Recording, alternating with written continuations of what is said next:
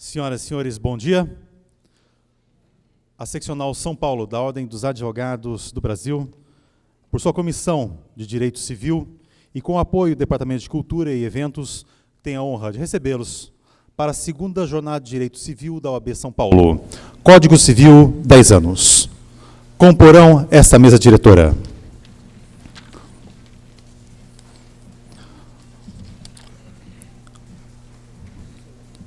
Dr. César Marcos Clori, presidente da Comissão de Direito Civil da OAB São Paulo. Bom dia.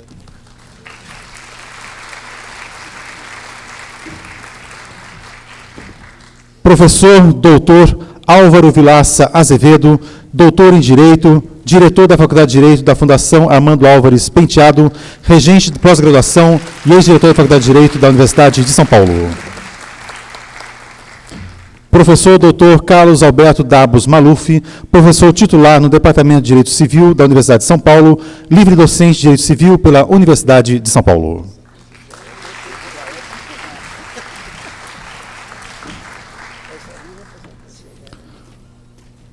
Dr. Mário Luiz Delgado, vice-presidente da Comissão de Direito Civil da OAB São Paulo.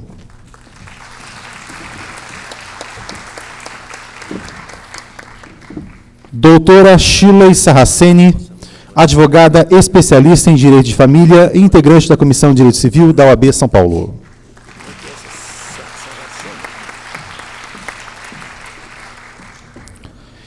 E Dr. Lauro Mareiros Filho, integrante da Comissão de Direito Civil da OAB São Paulo.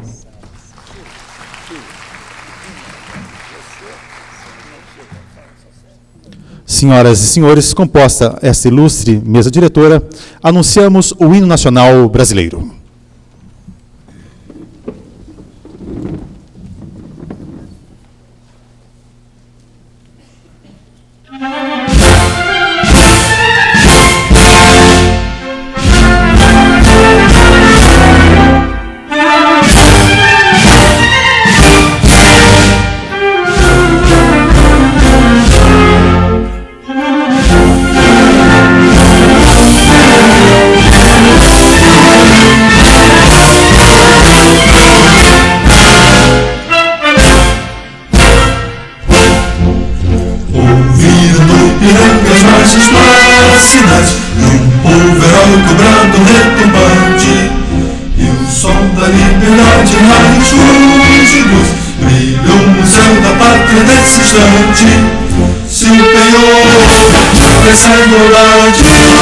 Conseguimos conquistar com braço forte, entorcendo a liberdade, desafio nosso peito à própria morte.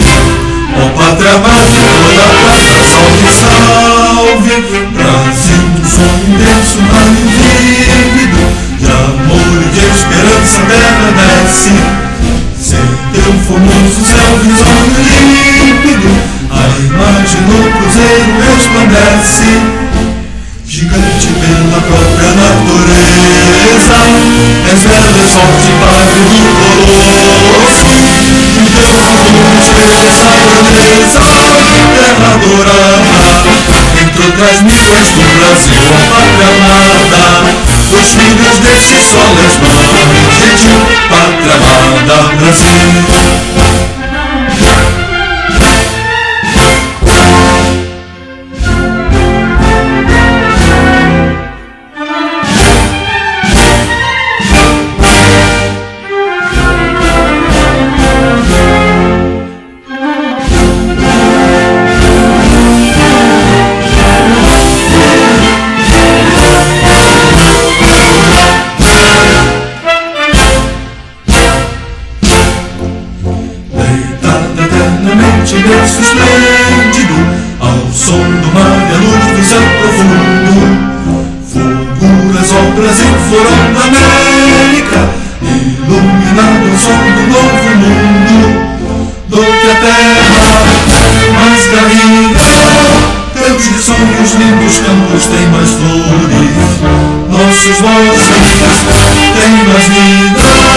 Nossa vida no teu seio mais amores, ó pátria amada, toda a salve, salve. Brasil de amor eterno seja símbolo, o lar barulho ostentas estrelado, e digo verde logo desta flâmula, paz no futuro e glória no passado.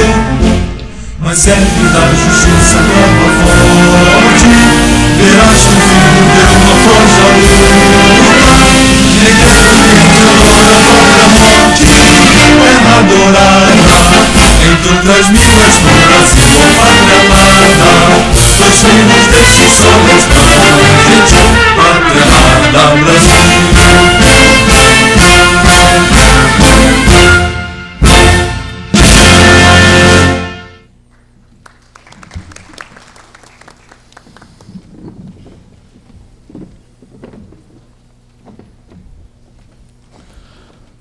Anunciamos a palavra ao Dr. César Marcos Clori, presidente da Comissão de Direito Civil, para a abertura dos trabalhos.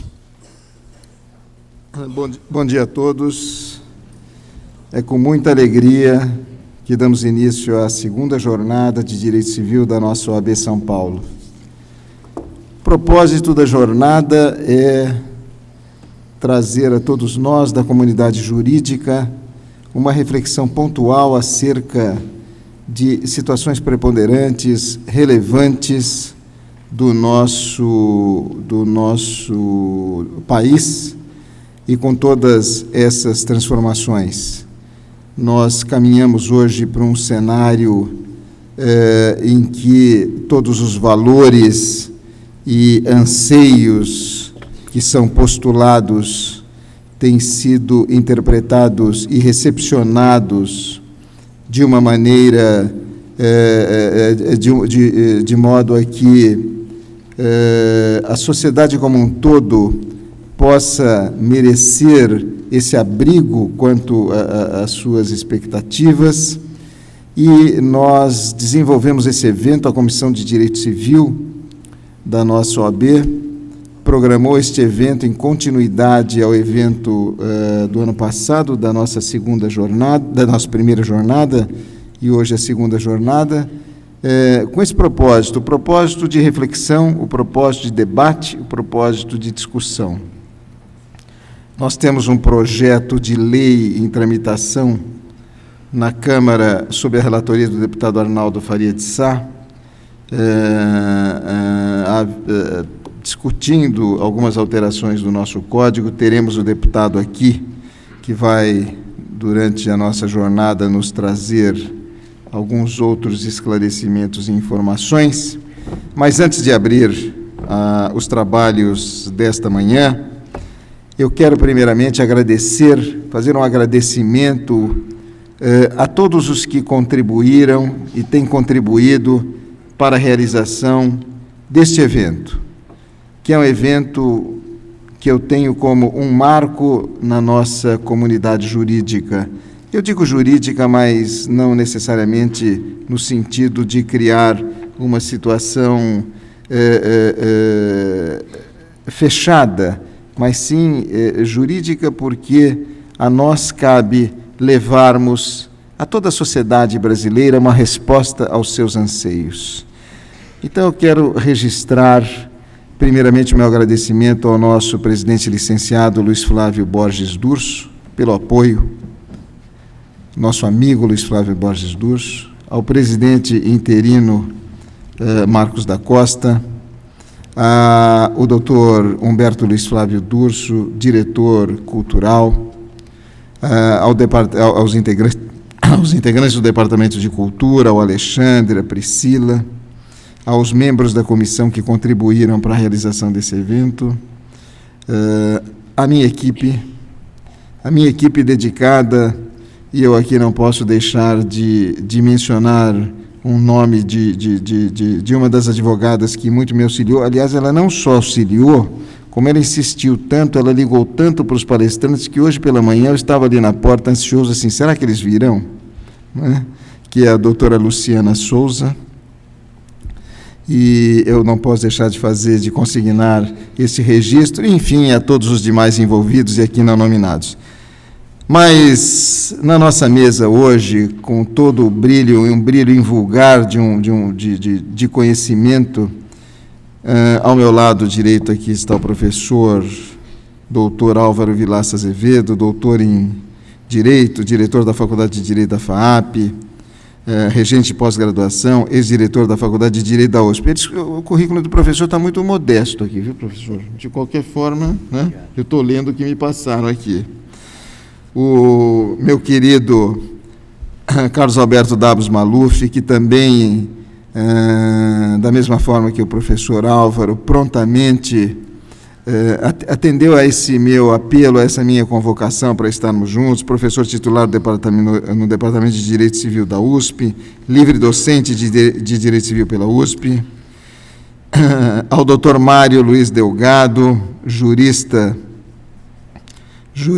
com várias obras publicadas, jurista que frequenta e que tem aí um acesso e um conhecimento profundo acerca do direito civil, vice-presidente da Comissão de Direito Civil da OAB São Paulo, palestrante e sempre convocado aí para externar as suas opiniões, as suas considerações nos seus artigos, autor de uma obra fantástica sobre codificação, recodificação, decodificação do Código Civil.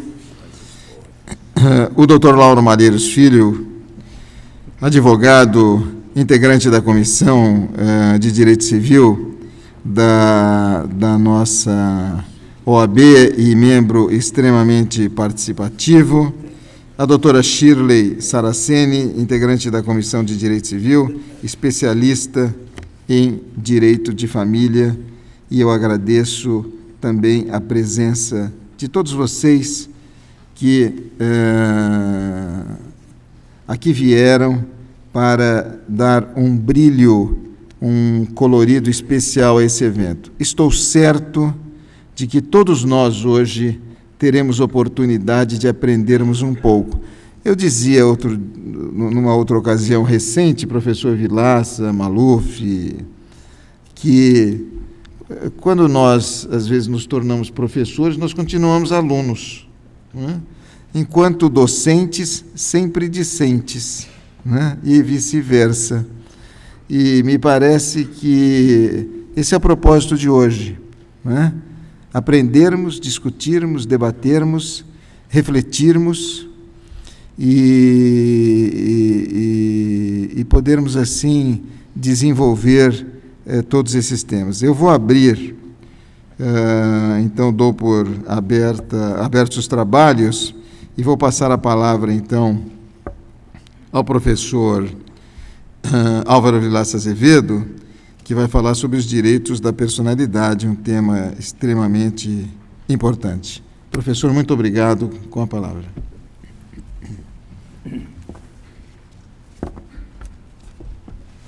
Mais uma vez, uma grande satisfação e honra estar na minha casa, na Casa dos Advogados.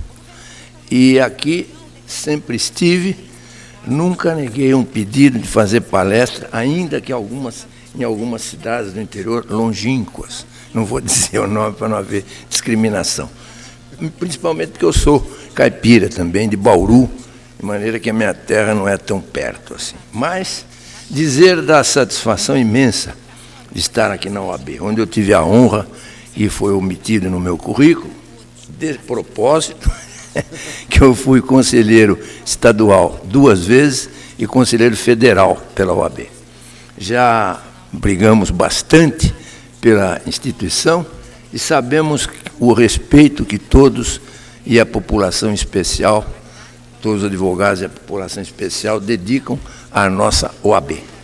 Então, querida OAB, então eu homenageio também o nosso licenciado presidente, meu querido amigo Luiz Flávio Durso, o Marcos da Costa, que está interinamente ocupando a presidência, Humberto, sempre trabalhando na área da cultura para amplificar a nossa atividade cultural por este estado de São Paulo afora, e dizer que, neste momento, fico até meio perplexo, porque já vejo aqui e me lembro que já são passados 10 anos de Código Civil. parece que foi ontem. Eu estava terminando um curso que eu dei de Direito Romano na Faculdade de Direito da Tor Vergata, em Roma, quando fui, inclusive, escolhido para fazer a palestra final de encerramento dos 4 anos de curso de pós-graduação, onde estiveram lá 4 alunos brasileiros no primeiro ano e 4 no segundo, que pegaram o primeiro lugar nos 2 cursos. E também dizer que esse ano foi o ano de 2003, quando terminou o curso, entrava em vigência o novo Código Civil, naquela época, juntamente com a reforma do Código Civil alemão, que se deu também em janeiro de 2002, com início de vigência em 2003. Foi uma ocasião memorável, com mais de 60 professores, entre brasileiros e estrangeiros, e romanos e italianos principalmente, em que eu tive a oportunidade de destacar, na época, que o nosso Código Civil recebeu essa homenagem na Itália, principalmente, na França também depois, mas principalmente porque foi e é o primeiro Código Civil do 3º milênio. Era para ter sido da Argentina, mas nós conseguimos, com aquela velocidade incrível do nosso presidente da época, né, o Cardoso, e então tivemos a edição do nosso código, com algumas imperfeições. Devem ler o livro do meu querido amigo que escreveu sobre a matéria, vocês já sabem, está aqui do meu lado, Mário Delgado, e ele também descreve toda a história daquelas invectivas que nós tivemos. Eu, na época, representando a pedido do nosso relator da Constituinte na época, que era o Bernardo Cabral, como representante do Senado, assessorando o ministro, o senador Josafa Marinho, e depois extraoficialmente, junto com o Mário Delgado, trabalhando com ele, junto ao nosso querido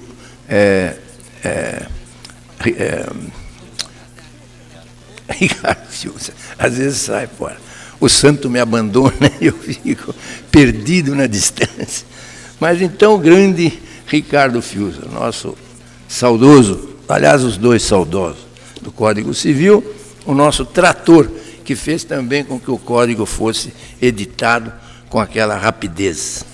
Com essas imperfeições, algumas projeções de nossa parte também, e o Mário sempre trabalhando no sentido de que o Código se aperfeiçoe cada vez mais. E naquela época eu fiz uma crítica ao Código, já que ele era o primeiro do 3º milênio, porque copiou uma matéria do Código italiano, Teoria da Imprevisão, que foi realmente uma imprevisão para nós todos, que causou um transtorno tremendo e contra decisões do Supremo Tribunal, e até hoje nós estamos lá tentando tirar aquela palavra imprevisíveis do artigo 4, 7, 8 do Código Civil.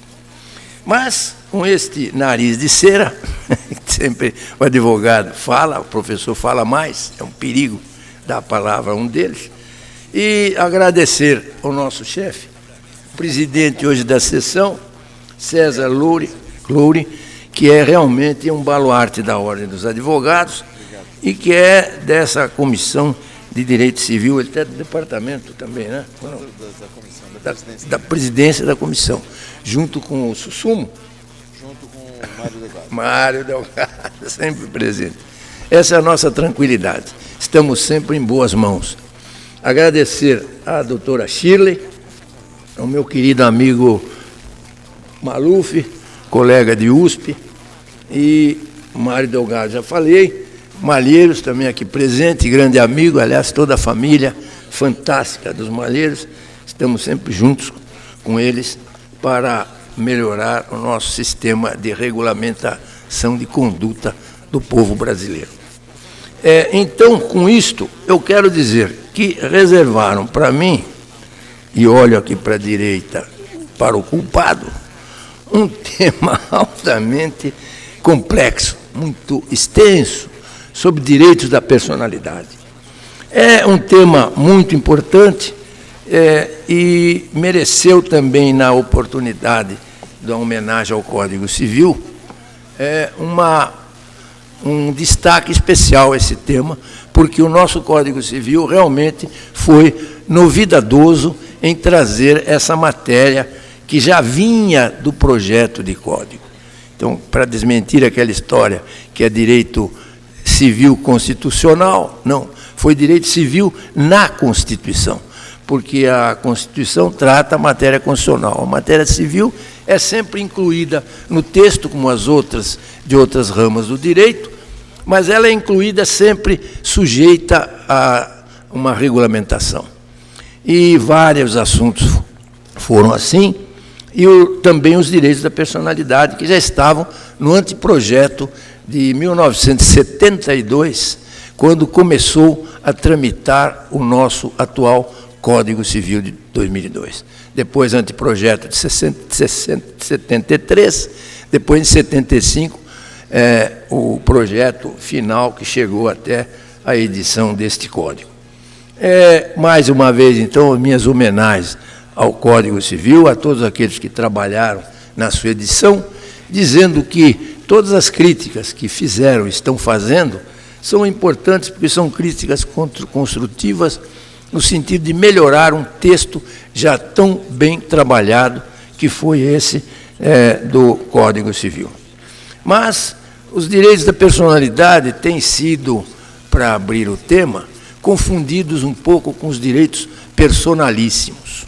Uma coisa são os direitos personalíssimos, aqueles direitos ligados à pessoa que dependem de uma aptidão especial, de uma obrigação de fazer imaterial, que nós temos, às vezes, ao lado do fazer material, construir um muro.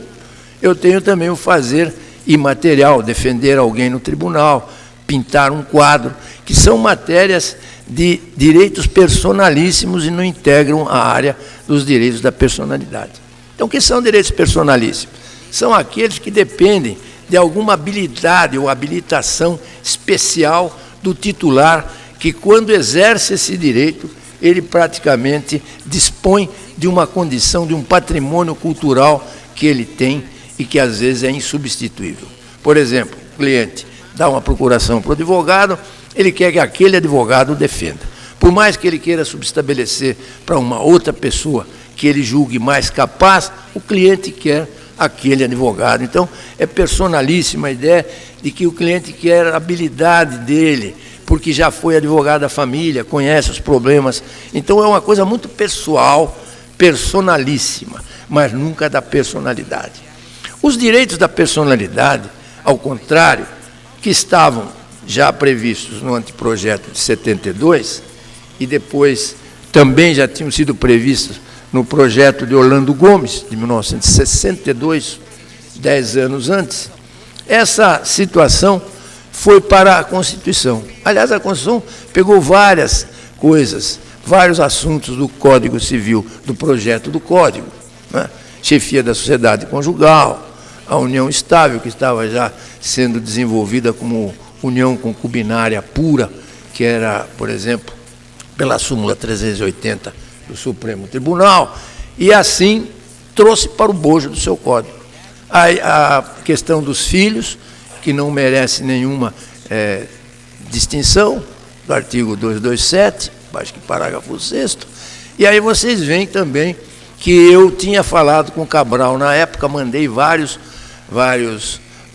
e-mails, que essa situação dos filhos que não eram consanguíneos, que os consanguíneos já tinham sido resolvidos, os seus problemas pela Lei 6.515, então esses filhos adotivos não tinham ainda a igualdade perante a lei. E aí eu citei o código de um dos estados do México,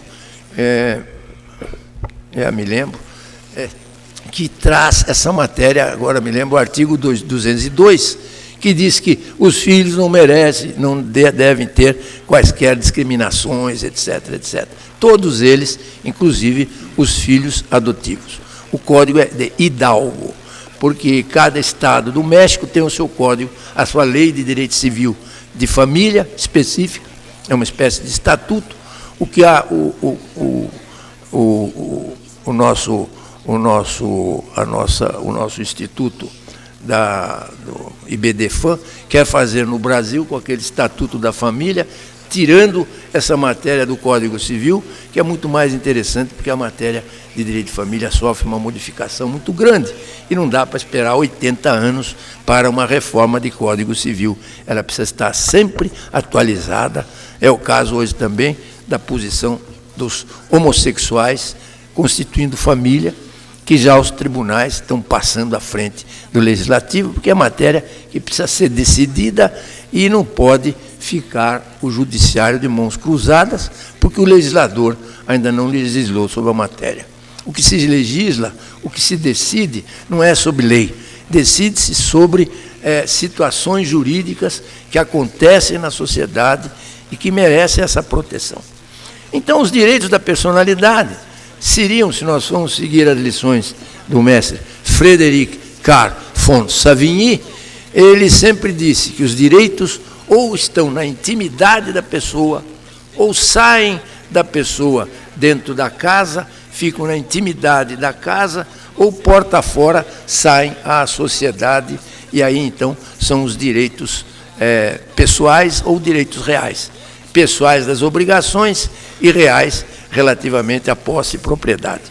Vejam então que os direitos da personalidade aninham-se no ser humano, eles são inatos na pessoa, nascem da pessoa.